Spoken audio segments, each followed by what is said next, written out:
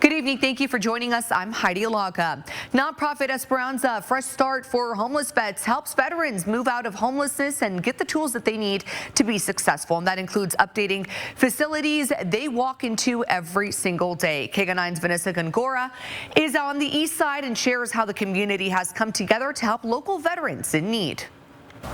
When you walk on floors, you don't expect tile to come off like this.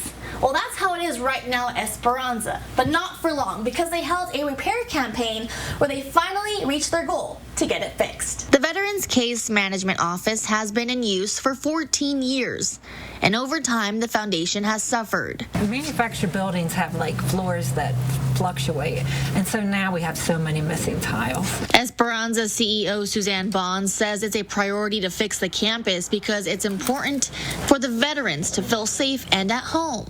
So she set up a campaign in hopes of raising $25,000. And in the end, we raised $52,000, which is going to help us to get floors in some of our housing too. Navy veteran Daniel Jonesy Jones says he's thankful for Esperanza because it helped him get back on his feet. When I come here, I got my hope back. And then when I did stumble a little, they brought me back here and said, hey, shape up. Jonesy now works at Esperanza, happy to be on the other side, assisting homeless veterans and their families. If nobody reaches out to pick them up, the veteran ain't gonna get up, you know.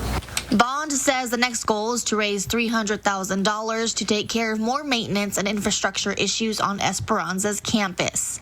Reporting from the east side in Escalante and Kolb, Vanessa Gongora, KGUN9.